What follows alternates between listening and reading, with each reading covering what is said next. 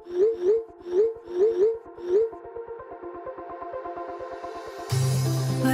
we go,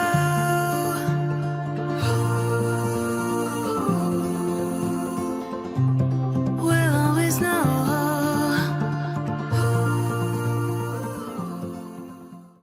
hi guys, welcome to the love and light 369 tarot. कैसे हो आप सभी? उम्मीद है आप सभी बहुत अच्छे होंगे और अपनी लाइफ में आगे बढ़ रहे होंगे। सो गाइस, मैं हाजिर हूँ आप सभी के सामने एक और न्यू रीडिंग लेके। और रीडिंग होगी फीलिंग्स, इमोशंस के लिए कि आपके पर्सन की फीलिंग इमोशंस क्या है।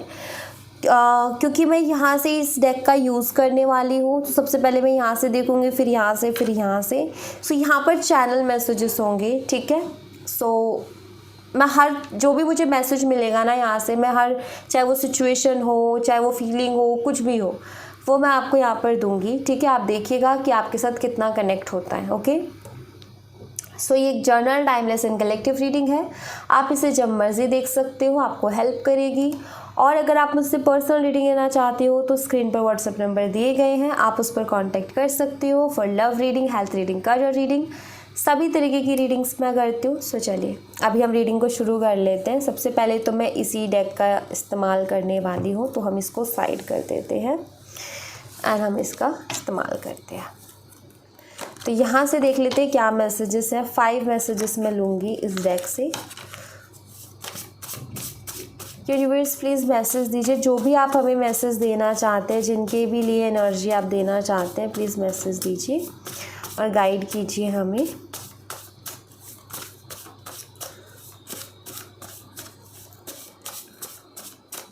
सबसे पहला मैसेज, ऑनलाइन कनेक्शन।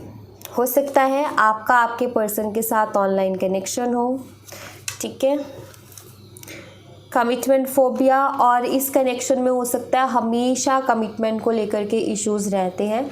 इस पर्सन का समझ ही नहीं आता है कि ये पर्सन कमिटमेंट देगा भी कि नहीं देगा, ये पर्सन चाहता क्या है।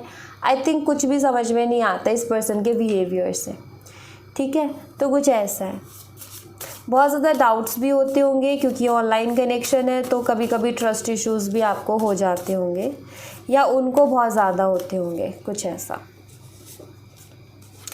कास्ट डिफरेंसेस हो सकते हैं, आप दोनों के बीच में कास्ट डिफरेंसेस हो। एंड लॉन्ग डिस्टेंस अगेन आ गया यहाँ पर। और हो सकता है कुछ लोग तो बिल्कुल ही नहीं मिले अपने पार्टनर से, सिर्फ ऑनलाइन ही बातचीत हुई है और डिफरेंसेस और कास्ट का डिफरेंस भी है। और कुछ लोगों का दिखाई देता है कि आई थिंक आप मिले हो, पहले साथ रहे हो, फिर बाद में आप दोनों के बीच में डिस्टेंस आ गया, लॉन्ग डिस्टेंस में चले गए, दूर हो गए एक दूसरे से, तो वो भी मुझे यहाँ पर दिखाई देता है। तो ये कुछ एनर्जी है एंड लेट्स सी और क्या एनर्जीज है।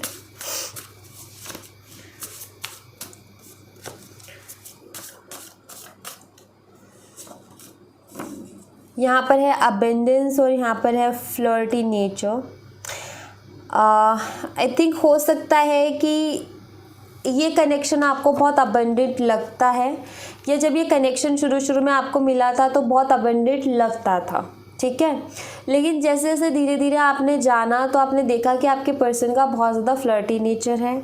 आपको अच्छा लगता था क्योंकि वो आपके पार्टनर थे, बट आई थिंक हो सकता है फिर बाद में और चीज़ें भी सामने आई, जैसे कि तो हर किसी के साथ फ्लर्ट करते हैं, तो और मन में शंकाएं पैदा हुई और मन में डाउट्स पैदा हुए कि ये पर्सन मुझसे प्यार भी करता है या जस्ट सिर्फ ओनली टाइम पास या फ्लर्ट।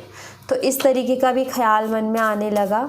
बट हाँ, ये चीज़ है कि आपने ना, अबेंडेंस का मतलब यहाँ पर ये है कि आई थिंक आपने उस रिश्ते में बहुत सारे सपने देख लिए थे, मतलब एक पल में सपने देख लेना होता है ना वो, क्योंकि आपको आई थिंक एकदम से उस पर्सन से बहुत ज़्यादा लगाव हो गया और आपको लगने लगा कि अब मुझे सब कुछ मिल गया, ऐसा कुछ। या हो सकता है ये एनर्जी अभी भी है, ठीक है।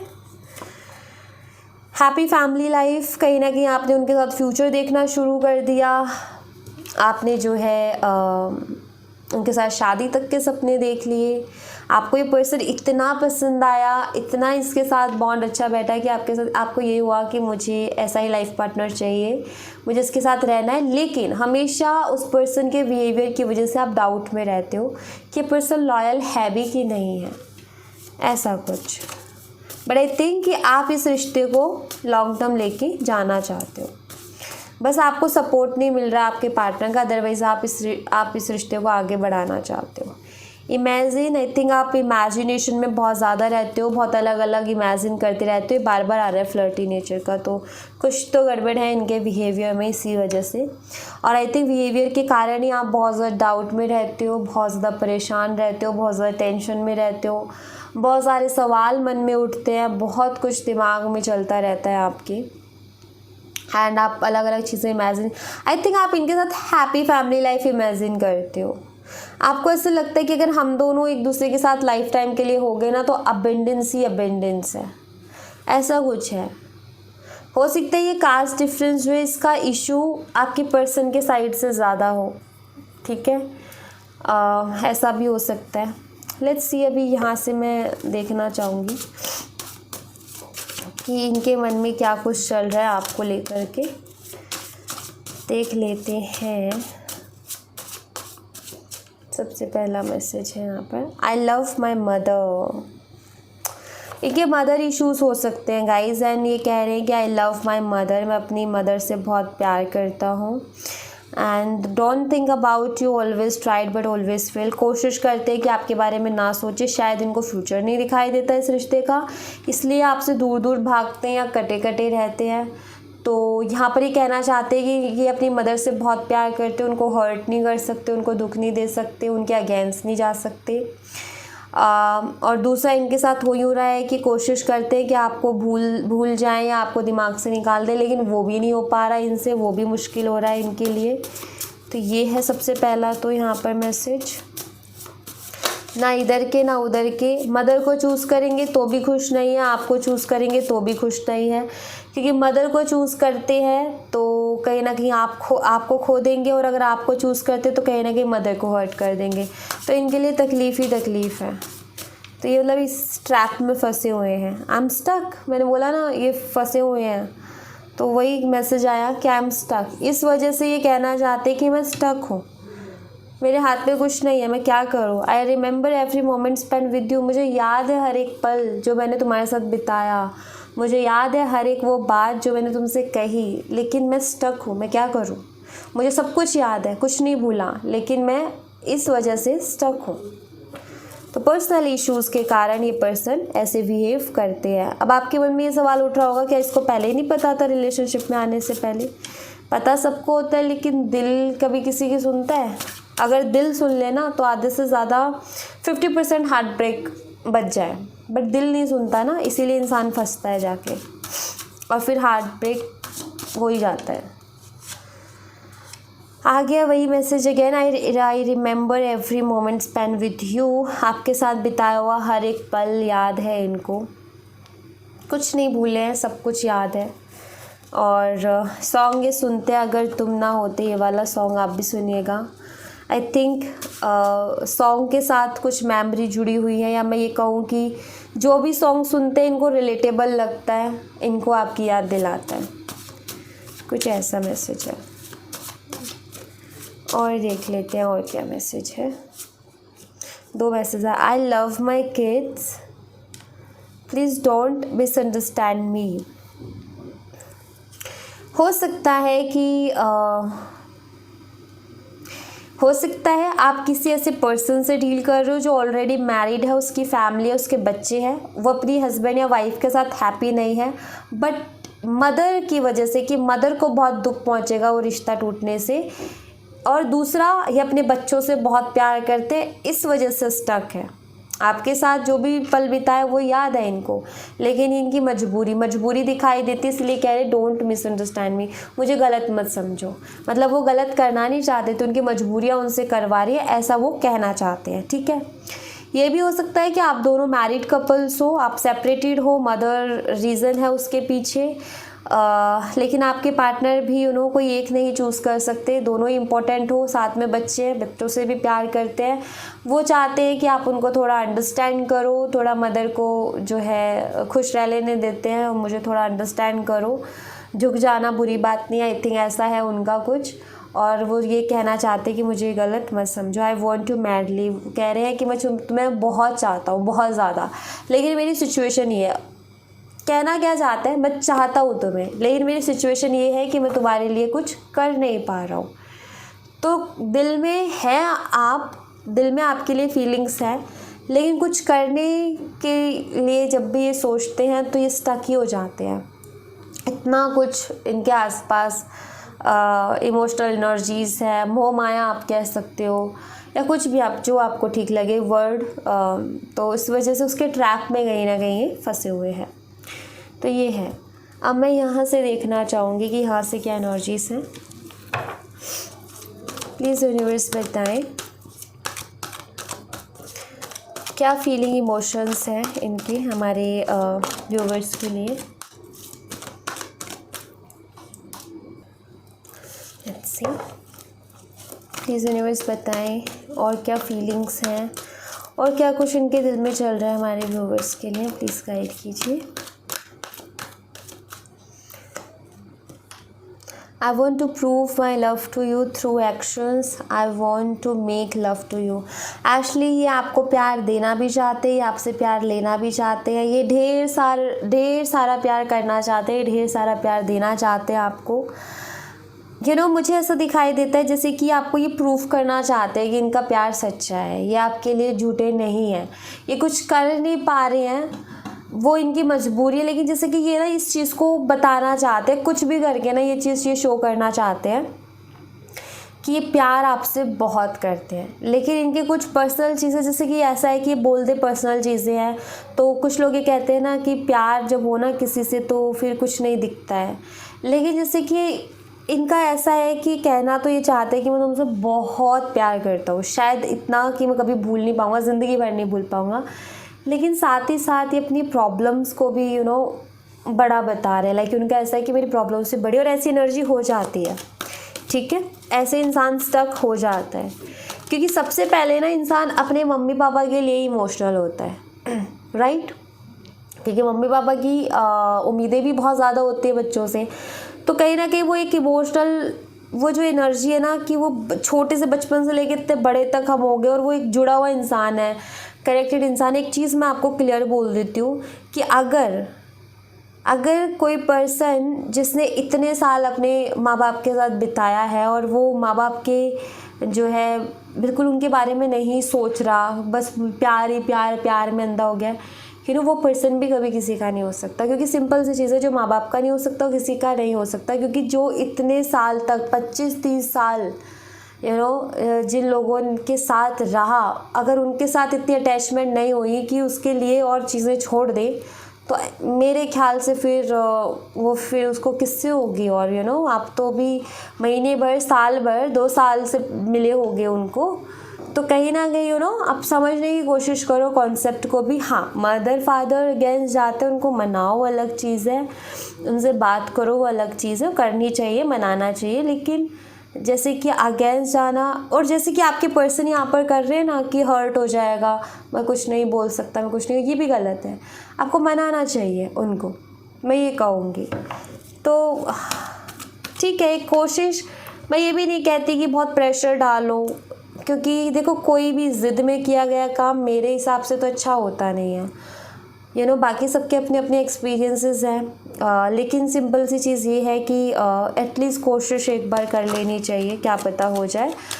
कोशिश के बाद ना हो तो फिर वो अलग बात है, फिर तो भगवान मालिक है। I do talk about you, I still have your picture on my phone. आपके फ़ोटोज़ इनके फ़ोन में जो ये देखते रहते हैं, और ये आप ही के बारे में बातें करते रहते हैं। आई थिंक कभी खुद से, कभी आपकी, आई थिंक मुझे जहाँ तक दिखाई देते हैं इन दोनों कार्ड से कि आपकी फ़ोटोज़ से बातें करते हैं। आई थिंक ये अपने दिल की बातें आपकी फ़ोटोज़ को बोलते हैं, आपको नहीं बोल पाते तो आपकी फ़ोटोज़ को बोलते हैं, आपकी फ़ोटोज़ से बातें करते हैं ये।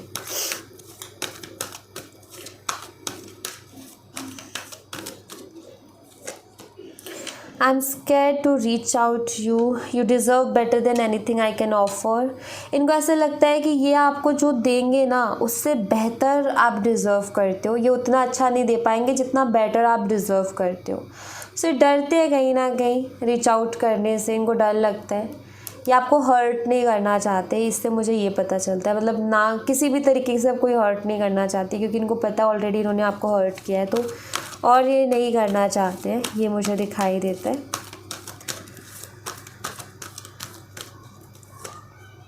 I really haven't happy without you, I will never love you another like I love you. You know, ये बिल्कुल भी खुश नहीं है आपके बिना, ये आपको ये कहना चाहते हैं। दूसरा ये कि आपको एक और मैसेज ये देना चाहते हैं कि जो प्यार मैं तुमसे करता हूँ या जैसे प्यार मैं तुमसे करता हूँ, अब किसी और से उतना प्यार या उस तरीके का प्यार नहीं हो सकता। ये भी है इनका, ये है कि मैं किसी और को उतने अच्छे से अपना नहीं पाऊँगा या नहीं पाऊँगी। I know you are the one for me, don't be so insecure. इनको कभी कभी स्ट्रांगली ऐसा फील होता है कि आप इनके लिए ही बने हो और वो आपके लिए ही बने हैं, ठीक है। ऐसा कह के कई बारी अपने दिल को तसल्ली देते हैं, ऐसा कह के कई बारी खुद को थोड़ी सा दिलासा देते हैं कि यू नो क्या पता कल का, क्या पता कैसे वक्त पलटे और हो जाए। इनको लगता है कई बारी कि हम दोनों एक दूसरे के लिए बने, हमारी जोड़ी है साथ में, हम खुश रहेंगे, हैप्पी रहेंगे। लेकिन जब ये तो है इनकी एक सोच, इमेजिनेशन वाली, विश्वास कहीं ना कहीं आप बोल सकते हो, और जब रियलिटी वर्ल्ड में देखते हैं तो सिचुएशन बहुत अलग दिखती है। तो कहीं ना कहीं परेशान ये भी है, दुखी ये भी है। मैं ये तो नहीं कहूँगी कि ये बहुत ज़्यादा खुश है, दुखी तो कहीं ना कहीं ये भी है, परेशान तो कहीं ना कहीं ये भी है। और 4 मैसेजेस देख लेते हैं। I still have your picture on my phone, आपके फ़ोटोज़ हैं इनके फ़ोन में। I told my friends about you, and I think ये अपने फ्रेंड्स से आपके बारे में डिस्कस करते हैं, आपके बारे में बात करते हैं, आपसे रिलेटेड बातें करते हैं। आई थिंक कि वो जो भी प्रॉब्लम है वो अपने फ्रेंड्स को बताते हैं, क्योंकि आई थिंक ये अभी ना बहुत खोए खोए से रहते हैं, ठीक है। तो सब लोग इनसे पूछते हैं कि भाई यू नो सब ठीक है, क्योंकि कोई इंसान है जिसका बिहेवियर एकदम से चेंज होता है तो सभी पूछते हैं भाई सब ठीक है ना, कोई दिक्कत तो नहीं है। तो वही इनके साथ भी होता है।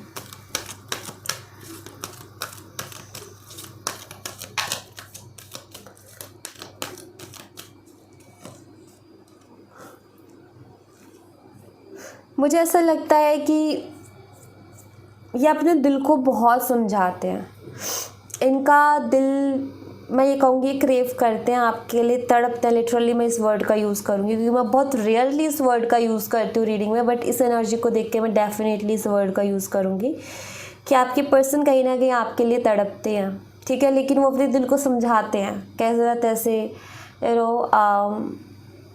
मुझे ऐसा लगता है आपकी तरफ आने में क्या दिक्कत है, आपकी तरफ आने में दिक्कत ये है कि उनको ऐसा लगता है कि जो उम्मीदें आप रखते हो ना, उन उम्मीदों को ये पूरा नहीं कर सकते।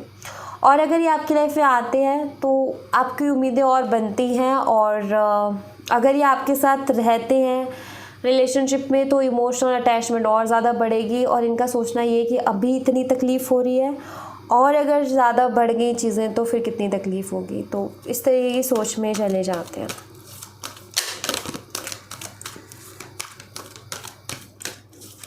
ये घुट रहे हैं आपके बिना, मैं ये कह सकती हूँ।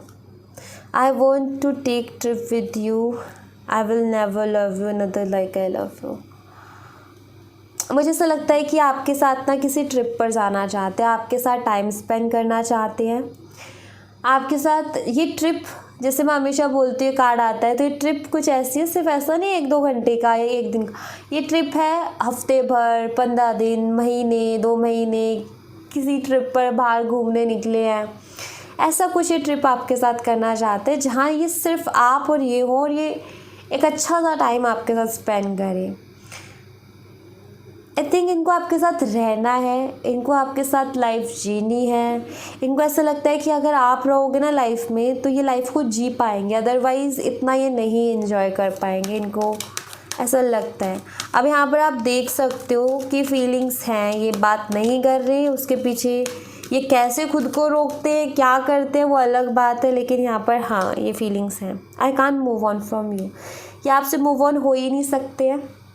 I was thinking of you last night, कल रात भी आपके बारे में ऐसे ही सोच रहे थे जैसे कि अभी इनके थॉट्स चल रहे हैं आपको लेकर के। एंड इनको ये चीज़ क्लियर पता है कि चाहे कुछ हो जाए, चाहे कितना ही कुछ हो जाए, लेकिन ये आपसे मूव ऑन नहीं कर सकते। इस बात को भी ये कहीं ना कहीं क्लियरली जानते हैं, इनका दिल जानता है। ये अगर आप नहीं मिले तो ये ज़िंदगी भर आपको याद करते रहेंगे, आपके लिए तड़पते रहेंगे, लेकिन ये मूव ऑन नहीं हो पाएंगे, मतलब भुला नहीं पाएंगे आपको। ठीक है, कहीं ना कहीं आपकी कमी महसूस होती रहेगी इनको अपनी लाइफ में। सो इनको सोच सोच के भी आई थिंक इस बारे में डर लगता है कि उन्हें अगर ऐसा सच में हुआ तो क्या होगा। तो ये सोच सोच के भी इनको बहुत डर लगता है। ऑलराइट, सो या thank you so much guys, ये थी आप लोगों के लिए एक छोटी सी रीडिंग। आई होप आपसे रेजोनेट की हो, आई होप आपको पसंद आई हो। रेजोनेट की हो तो मुझे बताना ज़रूर कमेंट बॉक्स में, पसंद आई हो तो लाइक ज़रूर करना, चैनल को सब्सक्राइब करना मत भूलना। मैं मिलती हूँ आपसे नेक्स्ट रीडिंग में, तब तक अपना ख्याल रखें। Bye bye, take care, see you again.